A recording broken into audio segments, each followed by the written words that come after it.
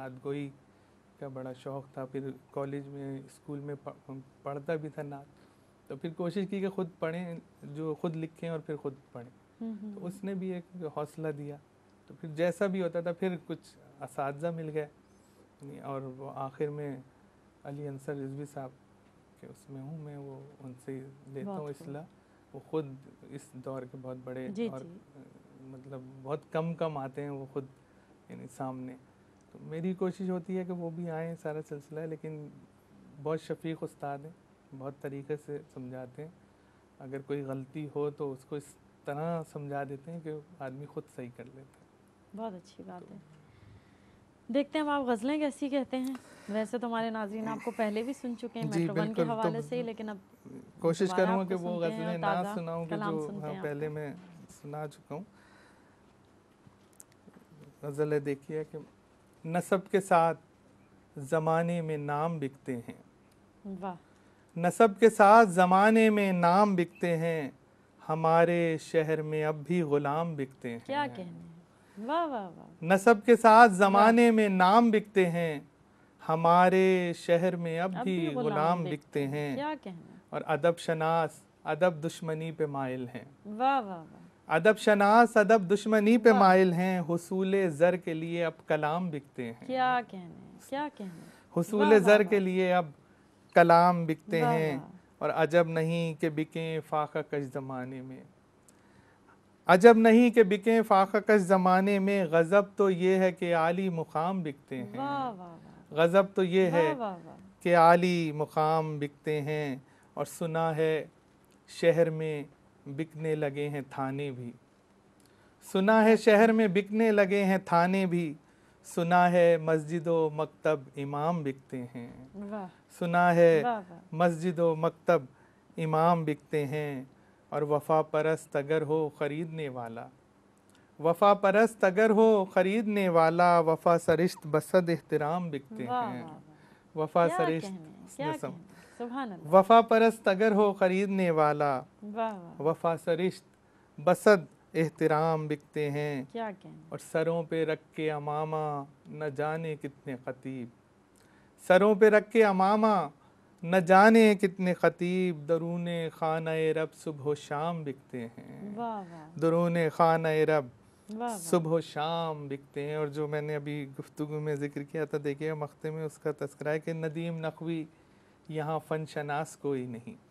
क्या कहने। नदीम नक़वी यहाँ फ़न शनास कोई नहीं, यहाँ पे काम नहीं सिर्फ नाम बिकते हैं। यहाँ पे काम नहीं सिर्फ नाम बिकते हैं। सुभान अल्लाह, बहुत खूबसूरत गज़ल सुना। एक गज़ल और अता कीजिएगा। देखिएगा,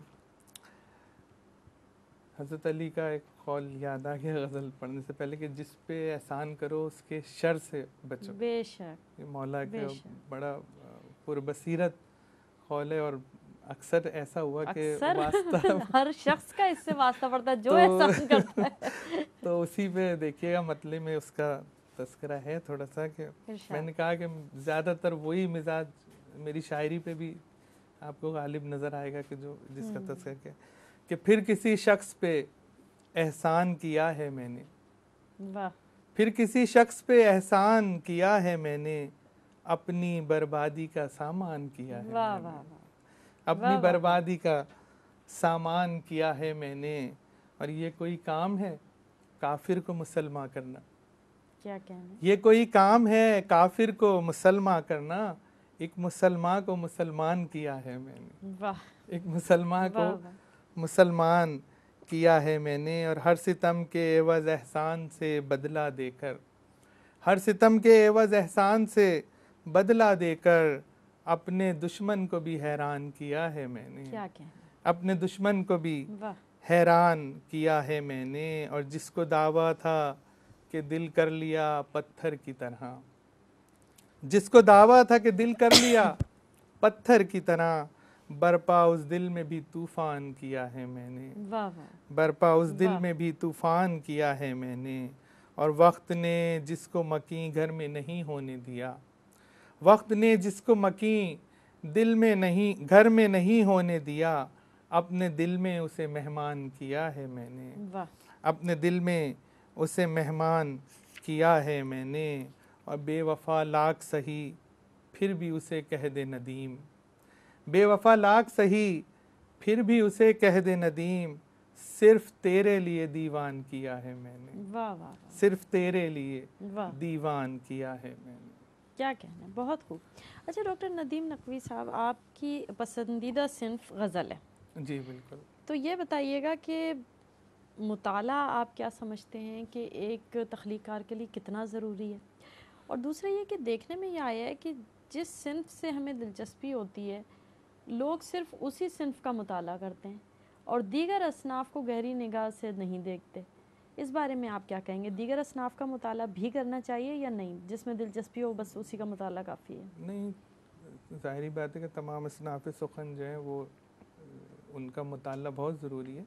ज़रूरी नहीं है कि आप किसी एक ही फील्ड के शायर हों, और होना भी नहीं चाहिए ऐसा। आदमी को हर चीज़ में महारत होनी चाहिए। अलबत्ता मुताले में थोड़ा सा जो थोड़ा यह है, मुताला होना चाहिए सिर्फ फ़न की बारीकी को समझने के लिए, और जो भी फ़नकार है, जो भी सुखनवर है, उसके सुखन को समझने के लिए। लेकिन इसलिए नहीं होना चाहिए कि उसकी सोच को आप बहरें बदल के या काफ़िए बदल के या रदीफ़ें बदल के अपनी शायरी का मौजू बना लें। सही। तो मुताले का इतना ही असर लेना चाहिए कि जितना फ़न को ज़रूरत है। पिछले दिनों हमारे प्रोग्राम में मोहसिन असरार साहब आए हुए थे, उन्होंने बड़ी खूबसूरत बात कही, वो अब तक हमारे जहन में गर्दिश कर रही है और दिल में बैठ गई, कि उन्होंने कहा कि एक तख्लीक़कार की खुददारी ये भी होती है कि वो दूसरों की ज़मीनें, दूसरों के अल्फाज, दूसरों के काफ़िए रदीफ़े नहीं चुराता, बल्कि वो उसकी खुददारी है कि वो अपनी चीज़ें इस्तेमाल करता है और अपनी सलाहियतें इस्तेमाल करता है। तो वाकई ये बड़ी अच्छी बात है। हमारे दोस्त हैं एक अली विजदान साहब, नासिर काज़मी साहब के शागिर्दों में से हैं वो बाकायदा। उसके बाद जॉन एलिया साहब की शागिर्दी में रहे। तो वो जब देखते हैं मेरी गज़लें पढ़ी, उन्होंने कहा ये डिक्शन की शायरी है, तुमने इसे डिक्शन बना लिया कि नई रदीफ़ें लेके आनी, नए सारे ख़यालात लेके आने। मैंने ख़यालात तो खैर नए नहीं आ सकते, ख़यालात तो वही घूम फिर के टोटल करें तो 200-250 ख़यालात हैं जो गज़ल का मौजू है।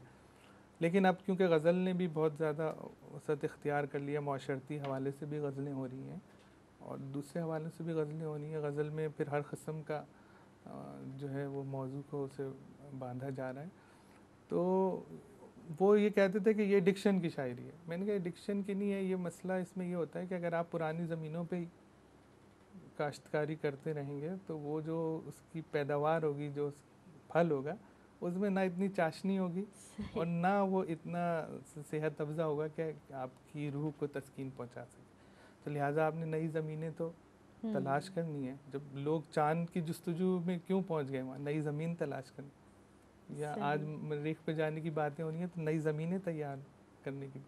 तो जब हम इस फील्ड में हैं तो हमें अपने लिए नई ज़मीनें और नई सारी रदीफ़ें और नए काफ़िए इस्तेमाल करने चाहिए। नए काफ़िए तो खैर नहीं हो सकता, वही मैंने कहूँगा कि उर्दू में मज़ीद अल्फाज का तो अब वो नहीं हो सकता, लेकिन ये कि अपना एक अलग मयार बनाना चाहिए। अल्फाज वही रहते हैं, उनको बरतने का अंदाज, उनके मानी जो हैं वो बदल देता जो है, मैं बात नहीं कह पा रहा था वो है आपने कह दी बिल्कुल उससे एक नयापन गज़ल में पैदा होता है।